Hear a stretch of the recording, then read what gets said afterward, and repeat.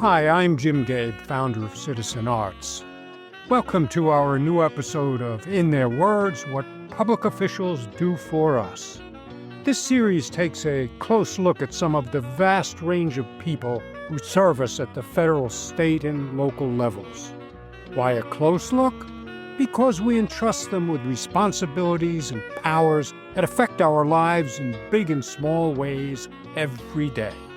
And of course, public officials at the federal level are today being disparaged and valued as perhaps never before, as many are fired or reorganized, and the public debates their usefulness, numbers, effectiveness, cost, and so forth. If you haven't listened to our prior episodes, here's some of what you've been missing. A state secretary of state who does far more than certify elections. For example, fighting cyber election misinformation. An interlude with a non-judgmental judge with insights into the noble role of those called to the bench. A coroner dedicated to giving voice to those who can't speak for themselves. A sheriff recognized nationally for his leadership in the oldest continuing non-military law enforcement profession. A Board of Education member who relishes being part of the most important business, ensuring young people are educated for an ever more competitive world. All of our episodes can be found at citizenartscreative.org. And now today's episode of In Their Words, What Public Officials Do for Us. The making and putting out of fires has, of course, always been with us. The Romans created what might have been the first municipal-type fire department. During the reign of Augustus Caesar, it was staffed by slaves and citizens, organized into a corps of vigiles, watches services. The earliest recorded fire chief was the praefectus vigilum. The first fire company may have been formed in Edinburgh, Scotland. Night fire watches were instituted in colonial America's larger cities. A big fire in Boston in 1679 led to the formation of the first paid fire department in North America. The first volunteer fire company was formed in Philadelphia in 1736. Its first volunteer fire chief? Benjamin Franklin, of course. These days, there are nearly 30,000 fire departments in the U.S. About 19,000 are all volunteer, some 5,300 are mostly volunteer, the remainder are career or mostly career. Among them is the Bozeman, Montana Fire Department. We're honored to present its fire chief, Josh Waldo. One might assume fire chiefs get their start as kids, rolling around toy fire trucks, lionizing firefighters. I was definitely one of those lionizers. But Josh Waldo didn't give firefighting a thought until college, when he became a volunteer in his local fire department in Tennessee. And now Chief Waldo leads one of the relatively few fire departments worldwide to be accredited by the Commission on Fire Accreditation International. And he was recently named President of the International Association of Fire Chiefs. Chief Waldo urges us to get to know our local fire department. I think you'd be really surprised what you learn, he says. Come visit us. And that's what we do now. Welcome, Chief Waldo. Thank you so much for joining our conversation about what public officials do for us. Well, it's an honor to be here. It's always great to talk about the fire service and what local government does for people. Great. Bozeman is kind of a mythical name. Bozeman, Montana. A lot of people, unless they're skiers or students, may not get to Bozeman. So why don't you tell us about Bozeman? Bozeman's a fantastic community in southwest Montana. If you find Yellowstone National Park on a map, look about an hour north and you'll run right into Bozeman. We're about 55,000 people. We're the home of Montana State University, some of the greatest skiing that you will find, some of the greatest trout fishing. It's a growing community that's seeing a lot of change at a very rapid rate. What is changing in the community? Just the influx of new people. I've been in Bozeman for 10 years, and I've watched the population go from 35,000 to 55,000. And on top of that, our Montana State University continues to grow. So a lot of change. I was doing a little background reading, and I noticed that you don't leash the dogs. It depends on the area. Some areas have off-leash dog parks, and some areas have very strict leash rules. This is a very dog-friendly town. From the local taverns to parks to neighborhoods, you're going to find a dog just about anywhere you go. Let's talk about how your fire department is organized. Most fire departments have a very structured arrangement with a chief, usually some assistants or deputies, and that keeps filtering down till you get to captains, drivers, firefighters. We are very structured, almost a little bit paramilitary in how we run the fire service, and we're very big on chain of command. We follow that pretty strictly. And is it the same people doing the firefighting as the people doing emergency response work? Maybe it's a potential drowning situation. That's going to vary from community to community. Here in Bozeman, we do it all. We do fire, we do EMS, we do technical rescue, we do hazardous materials. We are what would be defined as an all hazards department. Let's take a typical day. What would be the range of things you would be responding to in the department? About 55% of what we do annually is emergency medical services. After that, false alarms, smells of gas. Fires is the smallest amount of work that we do. It's less than 1% of what we do annually. I can look out the window of my place here in New York, and I look at the World Trade Center. Mm-hmm. Chokes me up when I think about what the firefighters did there. Somebody said everybody else was rushing out, and we were rushing in. Yeah, and like I said, that's going to vary from community to community. If you look at New York, they have a lot of fire activity, probably less medical response from the fire department versus your average community in America. We are the first response. Get there, take immediate actions until the ambulance arrives. All of our members are at least what would be called an emergency medical technician, EMT, and we have several paramedics on staff as well. What are your responsibilities as fire chief? It varies from day to day. I think the most important, though, is to set the direction and the vision for the organization. Make sure that the staff and the firefighters here have the training, the equipment they need to do their job safely. Manage a budget. I am responsible for managing the tax dollars that fund our organization. Policy. There's a number of different things. Working with other organizations within the city and even outside of the city to make sure that we are providing the best service we can at the most efficient levels possible. How many people do you have on staff? So today we're at 67 people authorized. Could you give us an idea of how that 67 breaks out? Sure. We have a chief, 2 deputy chiefs, 4 battalion chiefs, 9 captains, 9 engineers, which is a driver, and 36 firefighters. And as I understand it, you are completely what would be called career as opposed to volunteer? Correct. We are 100% career here in Bozeman. Montana actually has a law that says when your community reaches 10,000 people in population, you have to have a career fire department. I'm thinking about other departments I'm familiar with. There would be no situation where you would have volunteers involved with the career people. Not here. That is pretty common across the country to have a mix. You'll hear us call those combination departments where you have some career staff that's supplemented by volunteers. And if you look at the fire service as a whole, still about 65 to 70% of America's fire service are volunteers. I was also reading that you are accredited by the Commission on Fire Accreditation International, and this is a rare type of recognition. Could you tell us a little about that, please? Yeah, so the accreditation requires a couple of different steps. You have to do a strategic plan. You have to do what we call a community risk analysis and a standard to cover. And then you have to do a self-assessment. We did all 3 of those. It really forces you to plan for the future, evaluate the risk in your community and how you respond to it. And then you got to look at everything that you do, from how you hire people to how you respond to how you train. And then in the end, you invite the commission in and they can review you and determine if you meet the requirements and the standards for accreditation. So we're super proud of that. There's less than 400 accredited departments in the world. What makes you stand out to get that accreditation?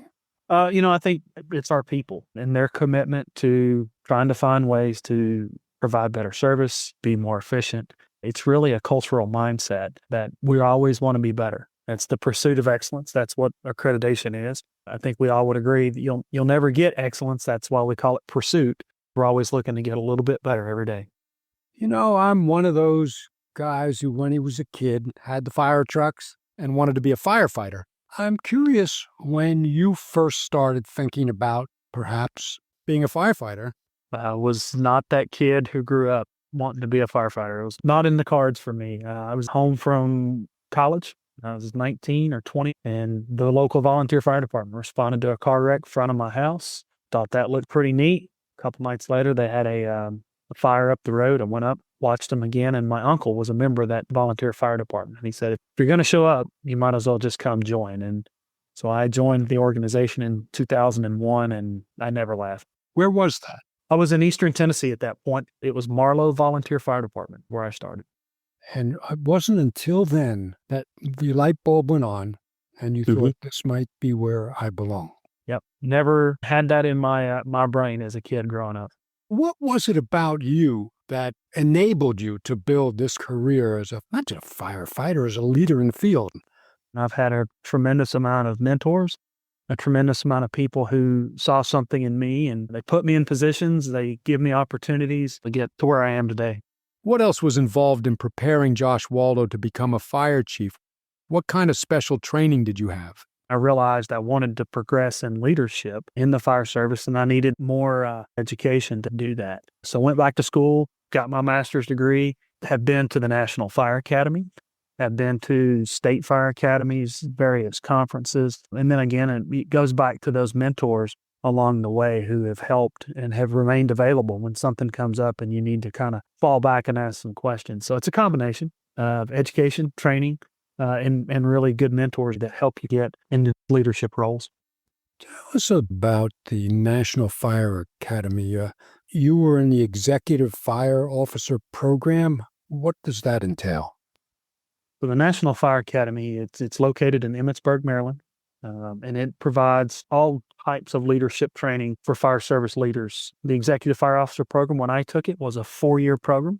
You spent 2 weeks every year on campus learning different parts of how to be a leader, from the administrative side to the tactical/operational side. It's fantastic training, but again, it's the people you meet. I still am in contact 10 years later with a lot of those folks that I was in that class with. And to be able to reach out for assistance, advice, help, I think that's the hidden magic of going to those classes. Where were you prior to coming to Bozeman? I was working in Oak Ridge, Tennessee. I was the deputy chief there. And how did it come about that you came to Bozeman? I always tell people luck.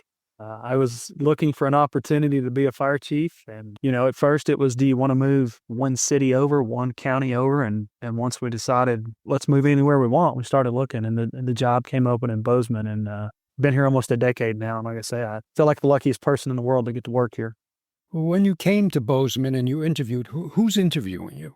It was a combination. Obviously, the city manager was involved. Some of the other department heads were involved. Some members of the fire department were involved. There were 3 different panels that I went through, made up of different people, 2-day process.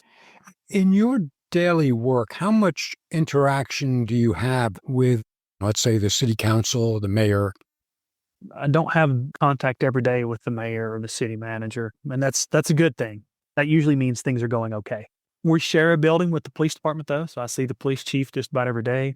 We're in pretty good communication with our human resources department, our finance department, and really today our IT department is really important to us as we use more and more technology to do our jobs. Let's talk about that. More technology to do your job. Do you use drones? We use drones. We use a variety of different sensing technologies for hazardous materials. We have computers on all the trucks now. We're using more technology now than we ever had. And even some of our operational stuff has more and more technological components to it. Could you give us an example of a situation where some of that technology plays a particularly crucial role?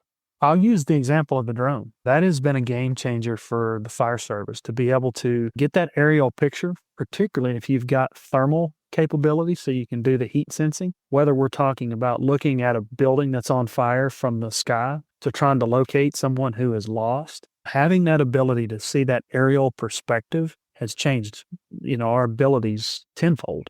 And that's only going to continue to change as we talk about what AI means for the fire service moving forward. Speaking of which, where are you now in using artificial intelligence, and where do you think it's going for the fire department? Oh boy, we don't have enough time to cover them all, but I'll give you two quick examples. One is from the wildfire perspective. What we can do now with cameras that can monitor areas and then take that little bit of information that it gets with a number of other factors to help us detect, locate, and respond to fires in a much quicker manner than we ever have in the wildfire environment. And that's only going to get better.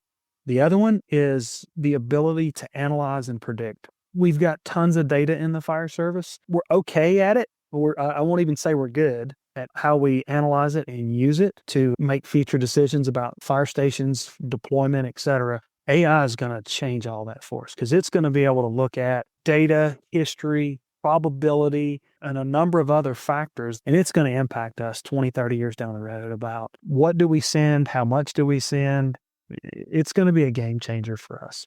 But not a game changer in the way that they're talking about for many professions, where those professions will disappear. Now, there's always going to be a need for big red fire trucks and firefighters. Do you have situations where you're speaking to fire department entities elsewhere or fire experts elsewhere to compare notes, maybe to get some guidance about handling a situation that hasn't come up before? Is there that kind of national approach to some of these things? Yeah, of course there is. There's various conferences that you can go to throughout the year. Some of those are very specific. We just had a community risk reduction conference 2 weeks ago. We have an EMS conference, or you can go to, the association that I'm a member of, the International Association of Fire Chiefs. We have our annual conference. Wait. Let me step in here a second.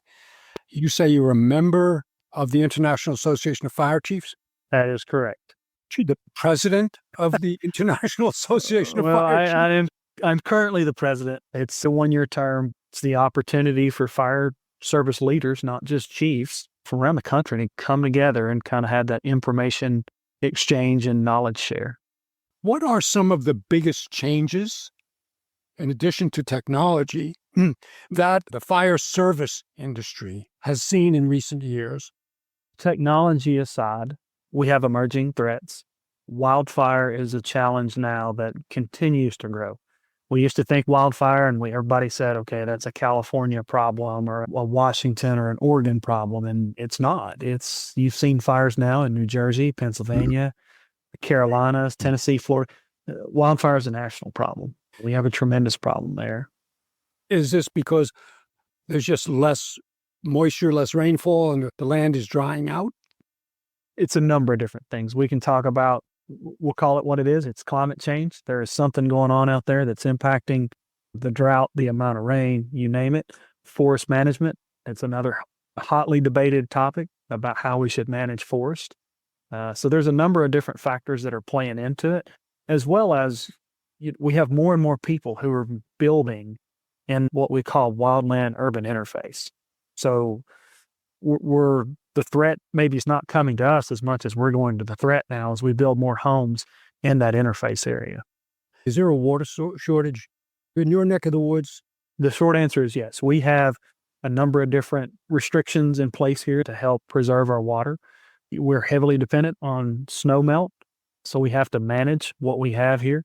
It is a real issue, not just in Bozeman, but in Montana, period, to try to manage the amount of water that we have as our community continues to grow. Have you had any big forest fires in your area recently? Not recently. Bozeman being a true city, we don't have a lot of the wildland problems. The last one we had was in 2020, just outside of the city, and we did what we could to help our neighbors manage that event. What ended up putting it out was snowfall. It actually snowed. We talked about climate change, particularly as far as snow and snow melt goes. How do you prepare for that as a fire department? A lot of it comes into pre-fire mitigation and education of the public. As people continue to build in these environments, we need to tell them, if you're going to build there, you should consider taking these steps. Some of these fires that we see today, the intensity, the speed, the fire department's not going to be able to put these fires out. And so if those homeowners haven't taken the steps ahead of time, there's no saving some of these properties. That's just the honest truth. We just saw the Palisade fires in California, devastating. A lot of that was wind driven. It's a weather issue, but some of that could have been mitigated if we would have had a little bit different approach to pre-fire mitigation. Speaking of which, just share an example of my own experience. Recently in California, the municipality had not trimmed back trees around the circuitry of the power lines. And one of the trees caught on fire across the street from our house, and the tree went up like a candle. And next thing we know, we've got fire trucks in our driveway, out in the streets. That showed me in a very alarming way how quickly a forest fire can happen. And if fire department had responded rapidly, I think the community could have had a major disaster.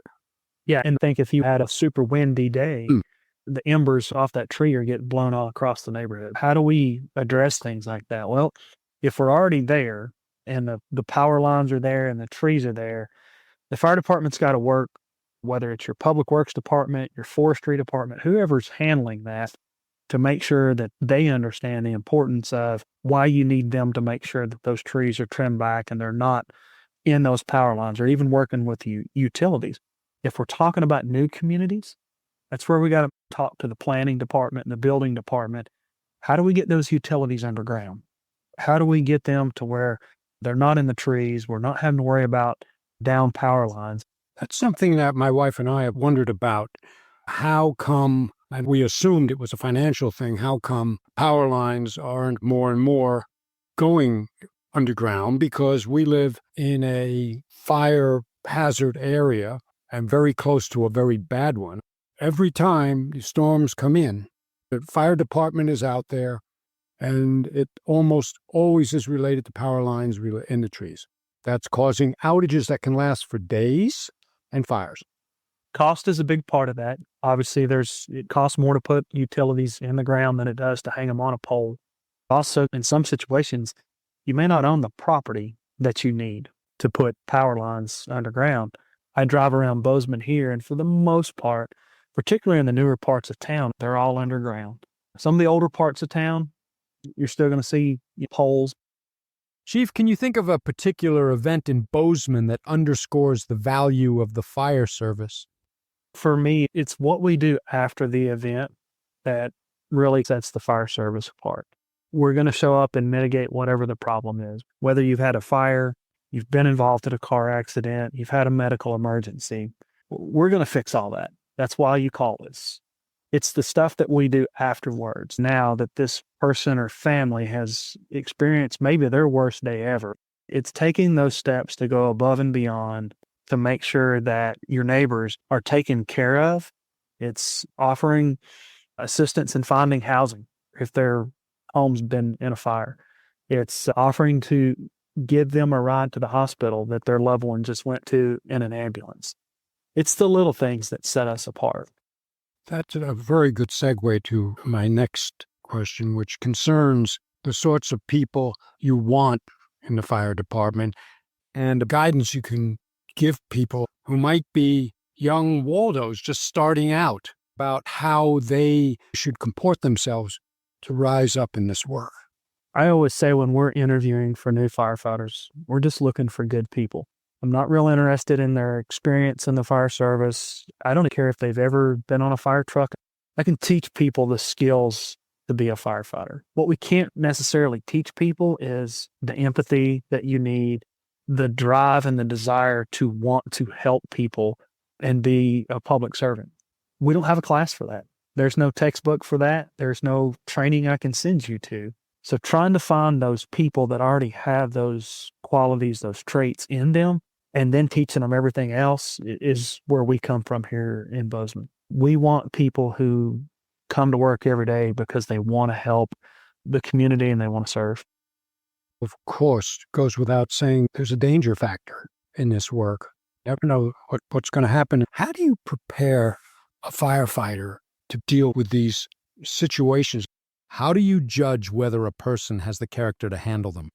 Yeah, on the front end, it's tough. All of our candidates go through a psychological exam to evaluate, do they have any kind of traits or issues that might give them difficulties down the road as they deal with the stress of this job. The fire service has always done a pretty good job of making sure we're ready for physical stress.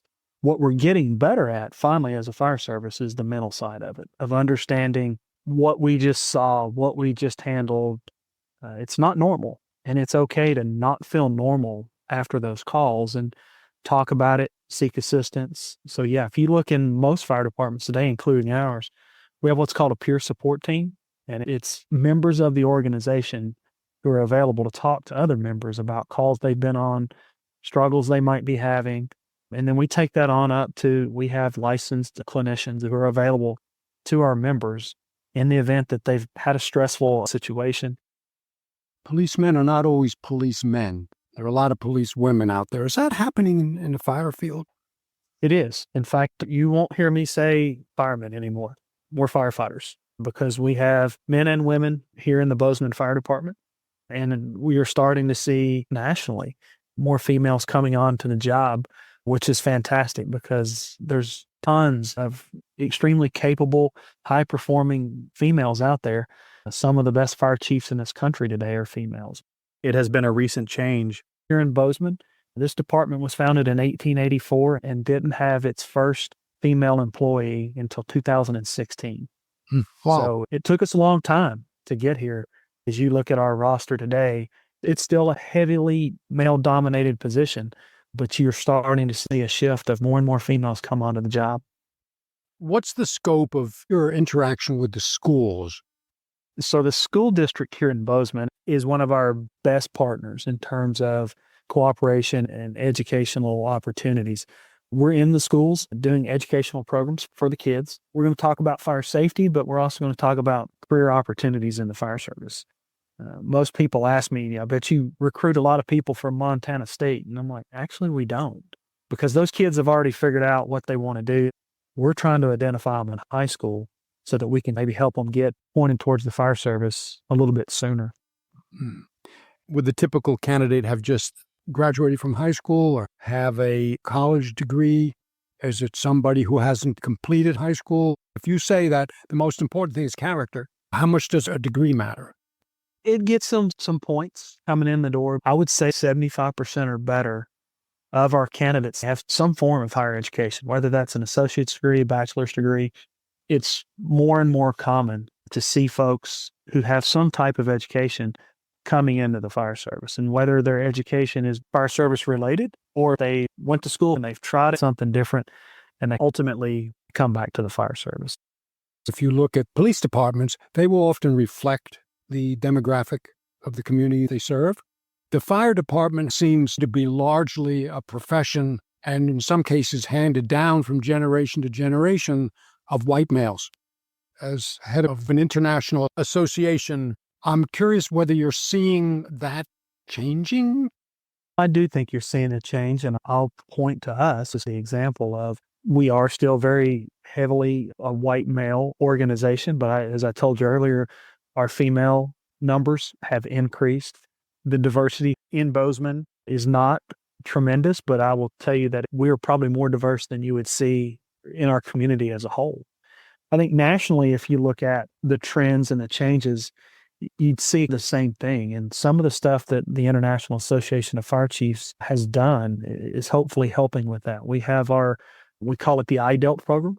It's our diversity, equity, leadership program, where we're trying to find future leaders of the fire service and advocates of the fire service, really kind of break that old mold that you're talking about. And they bring new folks into their organization. And we want to make sure that it's a successful transition, that people feel welcomed when they come into the fire department, because truly we are, I think, one of the best reflections of a community in terms of its people.